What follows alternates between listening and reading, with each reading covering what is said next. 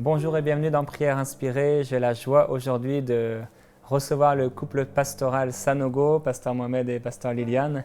On est heureux de vous avoir tous les deux. C'est une joie pour nous et je crois qu'ils vont être pour vous une source de bénédiction. Aujourd'hui, on va prier pour les couples, particulièrement pour la complicité dans les couples. Et rien qu'à regarder le couple pastoral Sanogo, on voit qu'il y a une complicité qui est là et c'est une bénédiction, c'est une joie pour nous de prier par rapport à ce sujet particulier. Vous qui êtes en couple, on croit que Dieu a quelque chose de grand pour vous, quelque chose de glorieux.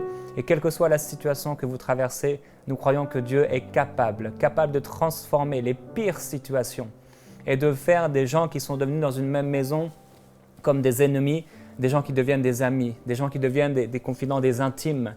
Et tout ça grâce à la présence de Dieu. Nous croyons que Dieu a la capacité de changer les choses. Alors, j'ai une première question, c'est depuis combien de temps vous êtes mariés? Nous sommes mariés depuis 16 ans, bientôt, oui. Depuis l'année 2000. 16 ans, en 2016, oui. D'accord. Vous avez des enfants? Oui, on a des enfants, on a 4 enfants. Ok. Un garçon, 3 filles. D'accord, ok. Super. Donc on va prier par rapport à la complicité Voilà, effectivement. dans les couples, que ça puisse vraiment être quelque chose de fort et de solide dans les couples. En effet. Est-ce que tu pourrais nous partager un peu par rapport à ce thème de la complicité? Merci Jérémy, et je suis vraiment en tout cas ravi de prier avec vous, en fait toute cette équipe, on prie avec vous par rapport au sujet de la famille et de la complicité. La complicité, c'est un des éléments principaux pour lequel Dieu a initié le mariage. Donc Genèse chapitre 2, verset 18, Dieu dit « Il n'est pas bon que l'homme soit seul, je vais lui faire une aide qui soit son semblable. » Donc le mariage est venu pour résoudre un problème d'aide à atteindre un objectif, atteindre un but. Et parler de la complicité, c'est parler en fait d'une forme d'équipe dans laquelle on a des acteurs qui se comprennent, qui connaissent la valeur de l'un de l'autre, qui savent, si on veut parler un peu de soccer, de football, qui savent se faire la passe, qui comprennent les potentialités, les forces, les faiblesses des uns et des autres, et qui travaillent donc en synergie, qui associent tout cela pour atteindre un but. Le but de la famille, c'est la mission, la destinée pour laquelle chacun d'entre nous est né.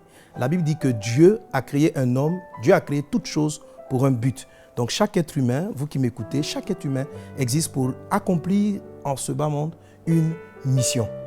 Et c'est par rapport à cette mission que Dieu avait assignée à Adam qu'il a dit « Il n'est pas bon que l'homme soit seul ». Donc Dieu a estimé nécessaire que Adam puisse fonctionner en équipe. Mais pas avec n'importe quelle personne en équipe, avec sa femme.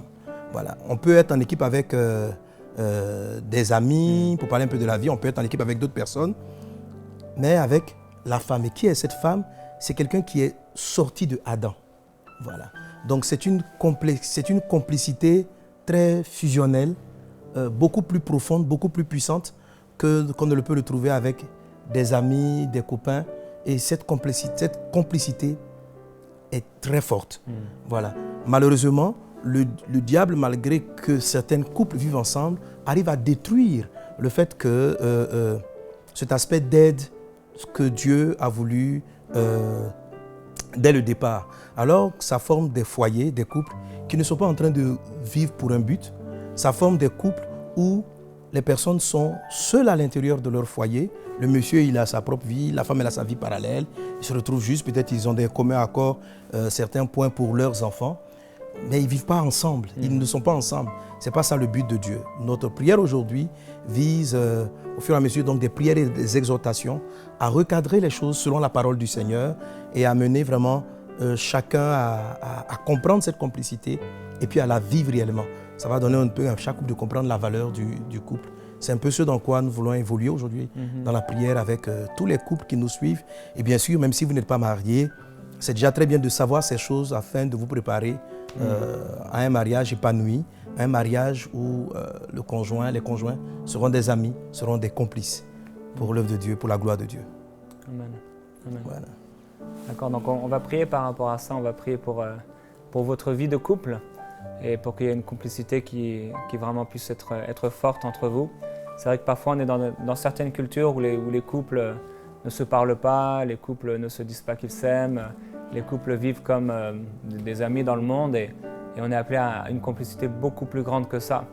Et c'est ce que Dieu veut faire à travers vous. Je ne sais pas si, Pasteur Liliane, vous auriez un verset, une parole, une exhortation pour ceux qui sont là aujourd'hui et qui ont besoin d'une exhortation de la part de Dieu, d'une femme de Dieu. En fait, je voudrais faire remarquer que la différence au niveau des conjoints ne s'oppose pas à la complicité. Parce que être complice ne signifie pas être identique. Quelquefois, les couples reviennent sur le fait qu'ils sont différents. La femme dira « Ah oui, il est trop différent de moi, je ne le comprends pas. » Ou l'homme dirait « Ah, elle est différente, elle est pas comme je veux. » Quand il dit « elle n'est pas comme je veux », en fait, il entend « elle n'est pas comme moi ».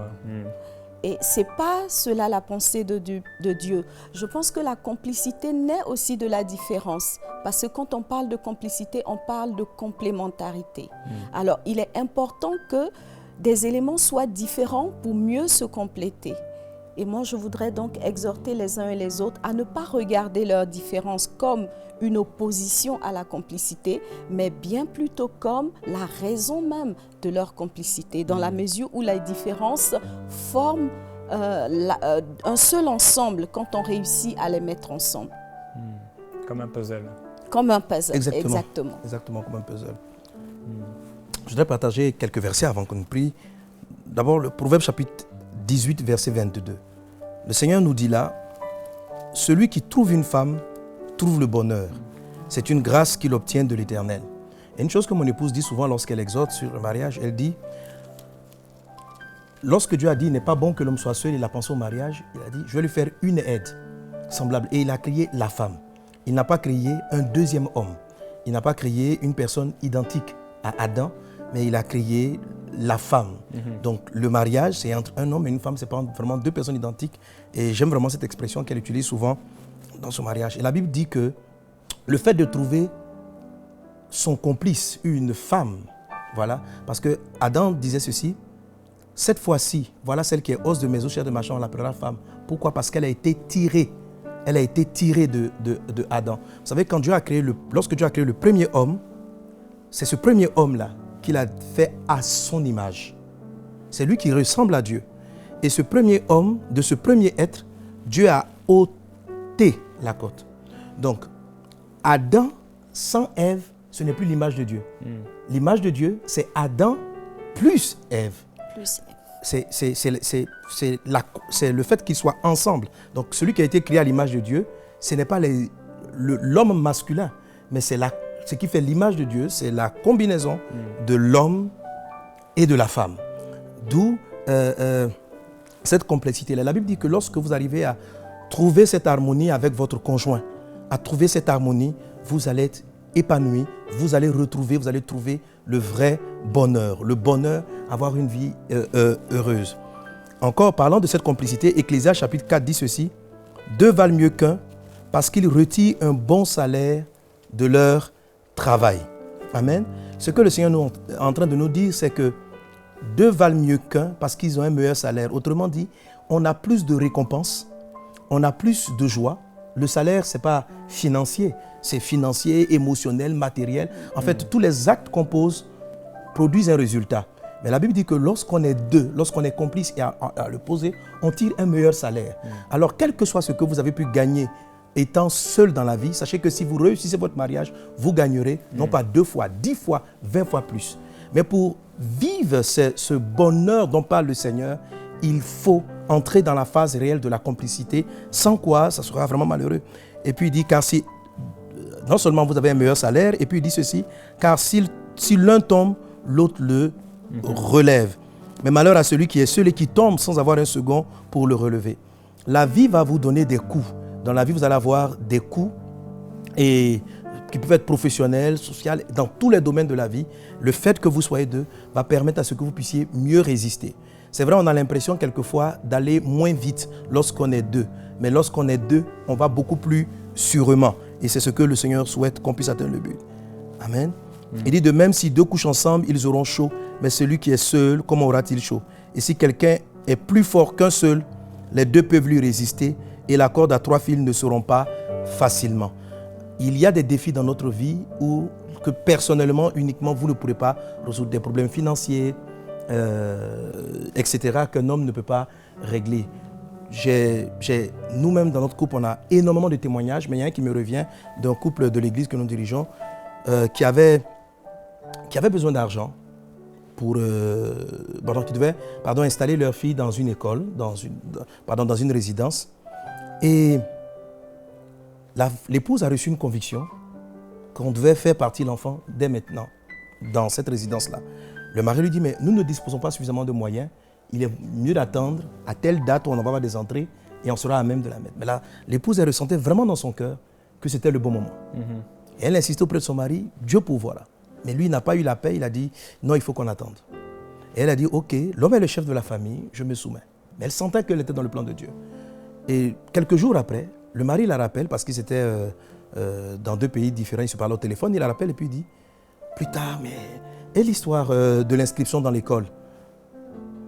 De l'inscription à la résidence, pardon. L'épouse répond, ah, mais bon, j'attendais ce que tu me dises. Il dit, je ne sais pas si tu as la conviction, maintenant vas-y. Et la femme, elle part pour inscrire l'enfant à l'école, à la résidence. Et lorsqu'elle arrive, l'administrateur qu'elle rencontre, elle a dit, waouh, madame, comment est-ce que vous avez su cela? Elle dit quoi? Il dit, madame, est-ce que vous savez que si vous étiez venu la veille, vous aurez payé 2 fois le prix? Mais à la date où vous êtes arrivé, vous avez moitié moins le prix. Comment vous avez su cette clause-là qui est inclue dans ce texte? Et dit la grâce de Dieu. Vous voyez la complicité? Elle avait une idée qui était juste. Le mari avait une idée qui semblait être un blocage. Mais lorsqu'ils ont fusionné les deux, elle a écouté son mari, lui aussi il a pu l'écouter, ça donnait le bon moment. Et qu'est-ce qu'ils ont fait? Ils ont eu double salaire, double récompense. Et il y a tellement de choses dans l'univers que nous ne percevons pas. Mais le fait de savoir aller l'un avec l'autre nous permet d'aller dans le bon timing de Dieu, de faire les bons choix. Mais il faut savoir être complice, savoir écouter, savoir respecter certaines valeurs. J'aimerais que nous puissions prier déjà pour que vous compreniez la valeur de la complicité.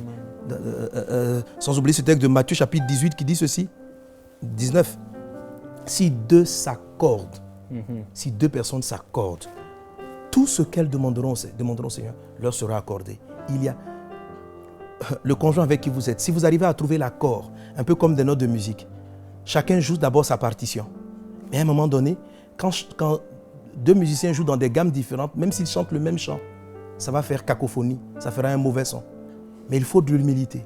Et puis chacun vient vers l'autre, il arrange un peu sa guitare. On a fini par trouver le bon accord. Si 2 personnes s'accordent, si vous accordez dans votre couple, vous allez avoir, c'est une bombe de puissance. Selon Matthieu 18, 19, tout ce que vous demanderez au Seigneur, vous l'obtiendrez. Waouh! Combien de fois c'est puissant? J'aimerais vraiment que nous puissions prier pour tous les couples qui sont ici. Je vais vous demander, si vous êtes avec votre conjoint, de lui tenir la main par la foi. C'est ce que je vais faire avec mon épouse. Et on va prier le Seigneur pour que Dieu donne à votre foyer d'être complice, que vous soyez des amis, que tout ce qui jusqu'à présent vous a opposé, vous a divisé, soit ôté. Tout à l'heure, on priera pour un second sujet qui va nous aider à mieux comprendre comment la complicité se forme. Mais d'abord, décidez d'être complice parce que vous allez gagner beaucoup. Et parce que Dieu dit que c'est ce qu'il faut. Dieu estime que monsieur, à toi seul, tu ne peux pas réussir. Dieu estime, madame, qu'à vous seul, vous ne pouvez pas réussir. Mais si vous arrivez à trouver la bonne note d'accord, quelque chose de grand se produira dans votre vie. Alléluia. Et de plus grandes choses seront obtenues. Prions ensemble le Seigneur. Alléluia. Seigneur, nous vous élevons nos voix vers toi pour tous les foyers, pour tous les couples qui nous suivent en ce moment. Et nous prions pour la complicité conjugale. Nous prions, Seigneur Dieu, pour l'entente commune. Nous prions, Seigneur, nous te supplions d'étendre ta main. Que les esprits de division, de mésentente, de disputes chroniques s'éloignent des maisons. Dans le nom de Jésus-Christ de Nazareth, que la mésentente qui a persisté depuis des années parte maintenant dans le nom de Jésus. La division n'est pas de Dieu. La division, la mésentente n'est pas ce que Dieu sous-entendait lorsqu'il a initié le mariage. Que par la puissance de Dieu, vous arrivez à trouver les bonnes notes de complicité dans le nom de Jésus. Seigneur, étends ta main. Nous prions par la foi. Nous prions parce que nous croyons dans ta puissance, que tu es celui-là même qui nous entend et que par ton onction qui agit en tout lieu, au travers des écrans, Seigneur Dieu, que tes enfants sont en train de suivre. Tu agis et tu mets la paix. Tu mets la foi dans l'union.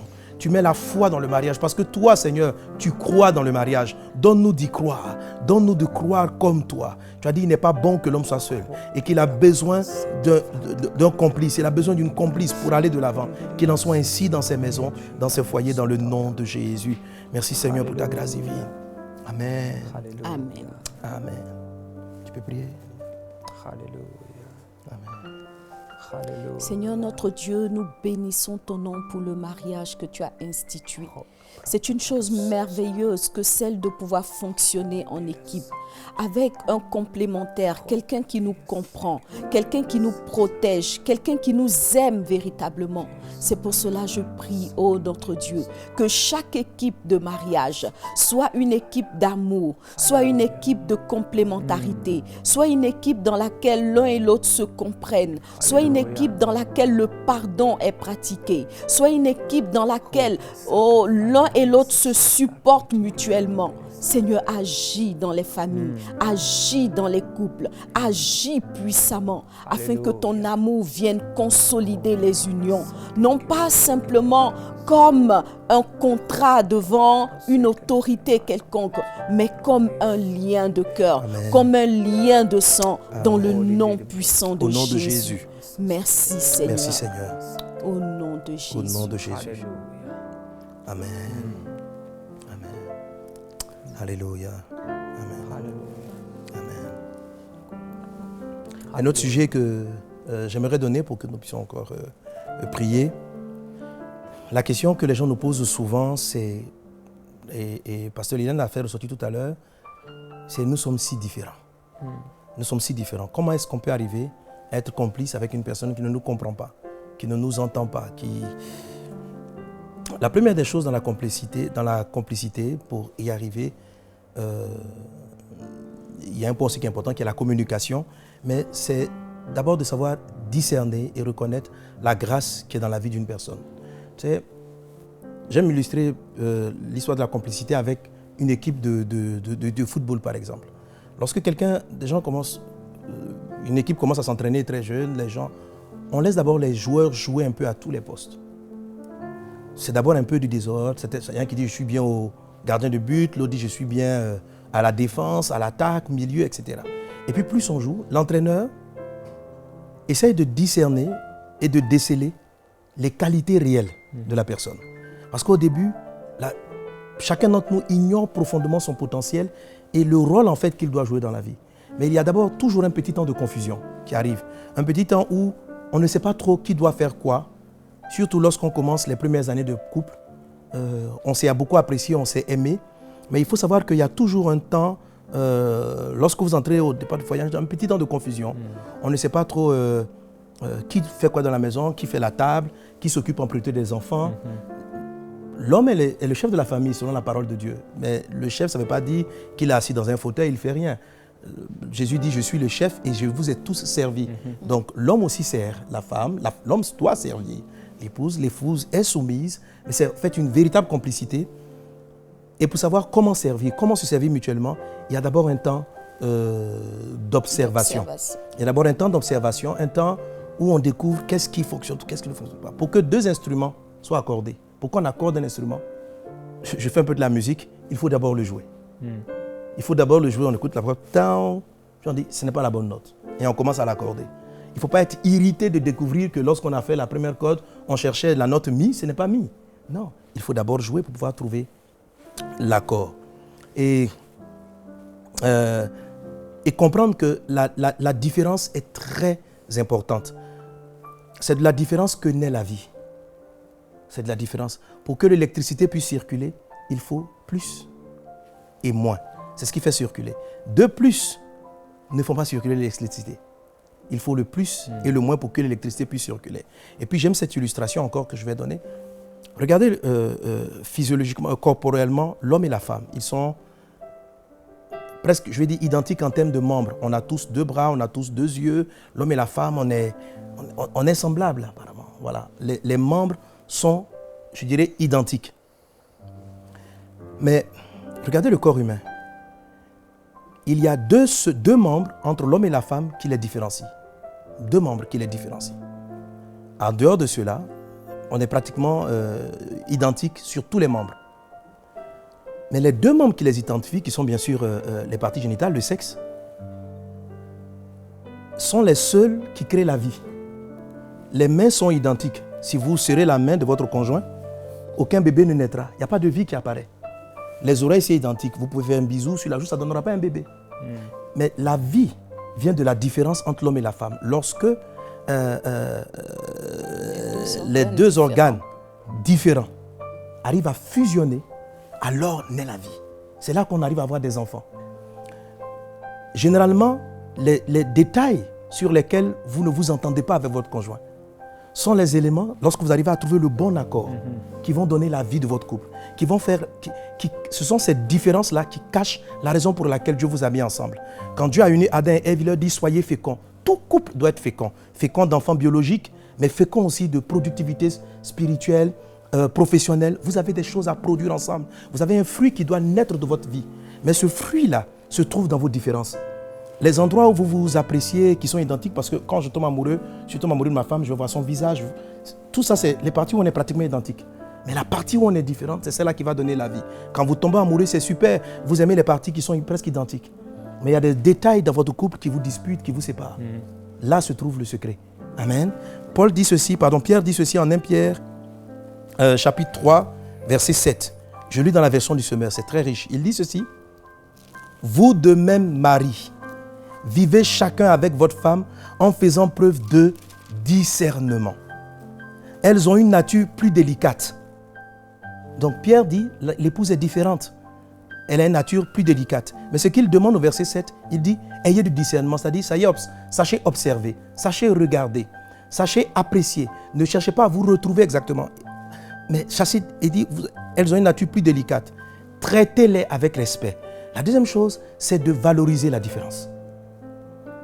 Ah, moi j'aime le calme. Mon épouse, elle parle beaucoup. C'est le côté qui peut être complémentaire. Si vous arrivez à valoriser cette différence, vous allez voir qu'il existe une fusion entre le parler beaucoup et le parler moins qui va produire une vie et un bonheur. Il dit, traitez-les avec respect. Donc, faites ressortir, valoriser vos différences. Apprenez à trouver les différences. Il dit, parce qu'elles doivent recevoir avec vous la vie que Dieu accorde dans sa grâce. Autrement dit encore, c'est dans la fusion de la différence, de la délicatesse avec la force, la délicatesse de l'épouse, la force qui est dans l'homme, que va venir la grâce divine qui vous est commune. Il dit, agissez ainsi afin que rien ne vienne faire obstacle à vos prières. Effectivement, lorsqu'on n'arrive pas à trouver le bon point de fusionnement, le bon point de contact, le couple devient un peu compliqué, on ne prie pas ensemble, et puis on n'a pas des résultats communs. Ma prière maintenant, c'est que Dieu vous aide à découvrir les trésors qui se trouvent dans votre conjoint, dans votre épouse, et que l'épouse aussi trouve les trésors qui se trouvent dans son époux. Que Dieu ouvre les yeux de votre cœur. Que Dieu ouvre les yeux de votre cœur. Dans chaque personne, il existe un trésor extraordinaire. Je ne dis pas que tout est parfait. Comme l'entraîneur qui regarde le joueur de football, il va trouver des déchets, que ce n'est pas le défenseur qui... Il y a bien sûr des choses qu'on va enlever. Mais il faut découvrir d'abord le potentiel, la grâce qui est dans la vie de la personne et savoir la valoriser. Amen. Et vous allez trouver combien de fois vous êtes complices. J'aimerais qu'on puisse prier pour que Dieu nous aide à découvrir les valeurs et les richesses qui sont dans le conjoint. Amen. Afin de pouvoir compléter et être complémentaires dans nos valeurs. Ensemble, prions le Seigneur pour cela. Alléluia. Seigneur, que ton nom soit béni, que ton nom soit glorifié, Papa. Merci. Oh Dieu des cieux, nous te prions. Apprends chaque couple à découvrir la richesse et la valeur qu'il y a dans son conjoint. Je sais qu'il y a des choses, Seigneur Dieu, qui doivent changer dans nos vies respectives. Mais apprends-nous d'abord à valoriser la différence qui va produire la vie. Seigneur, je t'en supplie, ouvre maintenant les yeux des hommes, ouvre maintenant les yeux des épouses, les yeux des époux, afin de découvrir la valeur et le trésor qui se trouve dans son conjoint, dans le nom de Jésus.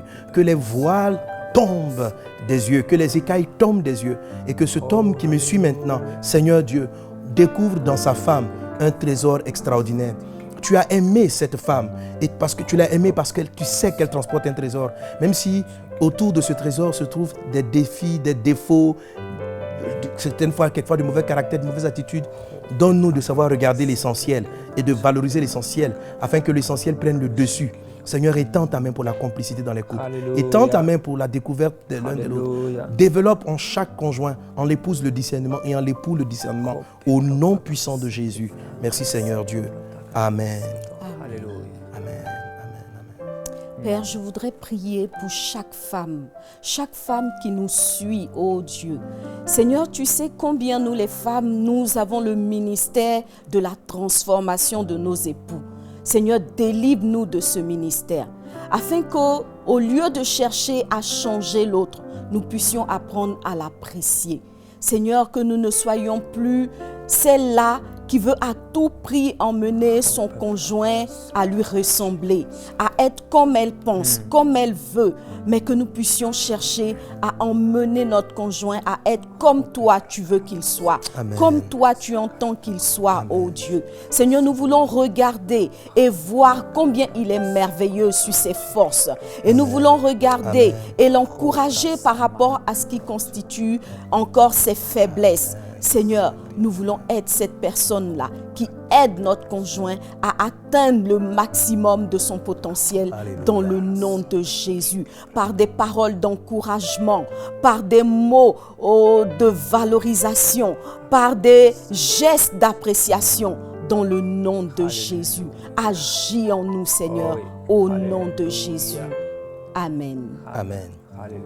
Et il y a un sujet qui me vient à l'esprit, je vais demander peut-être à Liliane de le dire. C'est la communication pour être complice. La Bible, dans le livre de 1 Corinthiens, parlant de dons spirituels, si vous priez en langue, qu'il n'y a pas d'interprétation, si vous utilisez une langue que l'autre ne comprend pas, comment pourra-t-il dire Amen à votre prière? Souvent, dans le couple, chacun parle un langage différent et l'autre ne peut pas dire Amen, oui, je te comprends, etc. Liliane peut dire quelque chose avant compris sur la communication du couple. Que Dieu aide les foyers à pouvoir communiquer. Effectivement. Par rapport à la communication, je voudrais vraiment exhorter chaque conjoint à rechercher une communication productive. Parce que communiquer, ce n'est pas simplement balancer des informations. Mais chaque fois qu'on communique, il faut chercher à atteindre un but positif. Et ne pas chercher forcément à culpabiliser l'autre par ses paroles ou à lui donner l'impression qu'il n'a pas fait ce qu'il devrait faire ou même à l'injurier. Mais chaque fois que nous devons communiquer, nous devons nous poser la question de savoir, est-ce que ce que je vais partager édifie? Est-ce que ça me permet d'atteindre un point d'avancement pour mon couple? Et c'est cela, à mon sens, la communication positive dans le couple. Alors, chacun devrait chercher à développer cette capacité-là à communiquer, non pas simplement pour se plaindre, mais pour faire avancer le couple dans une bonne direction. Amen. Amen. Et on vous encourage vraiment à penser à ça par rapport à la communication, à prendre un temps avec le Seigneur aujourd'hui par rapport à ces questions que Pasteur Liliane a posées. Et vraiment, passez un temps avec le Seigneur par rapport à ça et sondez vos cœurs. Et dès demain, on va continuer à prier pour vous. On va prier particulièrement, entre autres, pour la communication dans le couple. On croit que Dieu va faire de grandes choses. Donc on vous dit à demain avec les pasteurs Sanogo dans Prière Inspirée. Envoyez-nous vos sujets de prière à prière@enseigne-moi.com.